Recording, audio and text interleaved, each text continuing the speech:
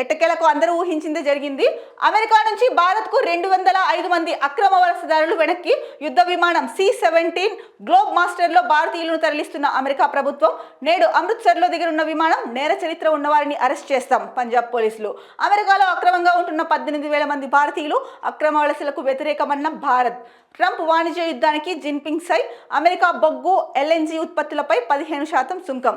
So అక్రమ వలస ఎవరైతే అమెరికాలో అక్రమ వలసదారులు ఉన్నారో వాళ్ళని అమెరికా ఆయా దేశాలకి డిపోర్టేషన్ చేస్తోంది, అంటే ఆయా దేశాల్లో దింపుతోంది. ముఖ్యంగా వారి యుద్ధ విమానాలను ఉపయోగించి, అంటే స్టార్టింగ్లో ఈ చర్య తీసుకున్నప్పుడు, అంటే ఈ ప్రక్రియ ప్రారంభించినప్పుడు అయితే కనుక అక్రమ వలసదారులను డిపోర్టేషన్ చేయాలి అని చెప్పేసి ఆ టైంలో అయితే కనుక అమెరికాలో అంటే యుద్ధ విమానాలను మొట్టమొదటిసారిగా వాడారని అయితే చెప్పారు. సో అలా ఏ దేశానికి అక్రమ వలసదారులు ఎవరైతే ఉన్నారో వాళ్ళని ఆయా దేశాలకు అయితే డిపోర్టేషన్ చేస్తోంది. ఈ నేపథ్యంలోనే భారత్కు చెందిన వాళ్ళు దాదాపు 18,000 మంది అమెరికాలో ఉన్నట్లు గుర్తించారంట. వీళ్ళల్లో ప్రస్తుతానికైతే కనుక 205 మందిని అమృత్సర్కి పంపించారు. అంటే సో ఆ విమానం అమృత్సర్లో ఇవాళ దిగుతుంది అని చెప్పేసి ఇక్కడ ప్రధానంగా వార్త అయితే ఇచ్చారు. ఇంకొకటి, ట్రంప్తో వాణిజ్య యుద్ధానికి జిన్పింగ్ సై.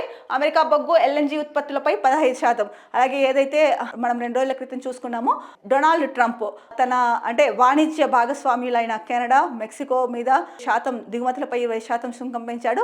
అలాగే చైనా దిగుమతులపైన కూడా 10% సుంకం పెంచాడు. దీనికి సంబంధించి చైనా కూడా ట్రంప్కి స్ట్రాంగ్ రియాక్షన్ ఇచ్చింది. ఏంటంటే చైనా అమెరికా నుంచి ఏవైతే ఉత్పత్తులు దిగుమతి చేసుకుంటారో వాటిపైన సుంకాన్ని పెంచుతూ నిర్ణయం తీసుకుంది. సో ఈ నేపథ్యంలోనే ఇక్కడ దానికి సంబంధించిన వార్త ఇచ్చారు. అంటే వాణిజ్య యుద్ధానికి, అంటే ట్రంప్తో వాణిజ్య యుద్ధానికి చైనా కూడా సై అంటోంది అని చెప్పేసి. అలాగే అమెరికా నుంచి ఏదైతే బొగ్గు LNG ఉత్పత్తులు దిగుమతి చేసుకుంటున్నారో వాటిపైన 15% సుంకం అయితే కనుక చైనా ప్రభుత్వం నిర్ణయం తీసుకుంది. మరి ఈ ట్రంప్ తీసుకుంటున్న నిర్ణయాలతో అయితే కనుక ప్రపంచం ఒకవైపు భయపడుతోందనే చెప్పొచ్చు. ఎందుకంటే ఈ వాణిజ్య యుద్ధం ఒక్కసారి మొదలైందంటే కనుక అది సామాన్య ప్రజలపైన కూడా ప్రభావం చూపిస్తుంది. ఎందుకంటే వీళ్ళు దిగుమతులపైన ఎగుమతులపైన సుంకాలు విధించుకుంటూ ఇలా వెళ్ళిపోతూ ఉంటే దిగుమతులపైన సుంకాలు విధించినప్పుడు రేట్లు పెరిగే అవకాశం ఉంది. అది చుట్టి ఎటొచ్చి కూడా సామాన్యుల మీదే పడేది. సో ఆర్థిక వ్యవస్థ మీద కూడా చాలా ప్రభావం చూపిస్తుంది. ట్రంప్ ఇలాంటి నిర్ణయాలు తీసుకునేటప్పుడు అంటే తన దేశాన్ని రక్షించుకోవాలి, కాదనట్లేదు, కానీ ఇలాంటి ముఖ్యంగా అన్ని దేశాలకు సంబంధించిన నిర్ణయాలు తీసుకునేటప్పుడు అన్ని దేశాల మీద ఎఫెక్ట్ అవుతుందేమో, ప్రతికూల ప్రభావం చూపిస్తుందేమో అన్న నిర్ణయాలు తీసుకునేటప్పుడు ఆచితూచి తీసుకుంటే బాగుంటుంది. ఎందుకంటే ఇది మీ అమెరికాకు సంబంధించినదే కాదు, మొత్తం ప్రపంచ దేశాలకి సంబంధించిన సమస్య అవుతుంది.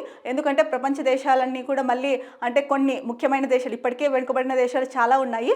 మీరు తీసుకుంటున్న ఇటువంటి నిర్ణయాలతో ప్రపంచ దేశాల మీద ఎఫెక్ట్ పడడమే కాకుండా ఆ దేశాల్లోని ప్రజలపైన కూడా చాలా నెగిటివ్ ప్రభావం చూపే అవకాశం అయితే కనుక ఎక్కువగా కనిపిస్తోంది.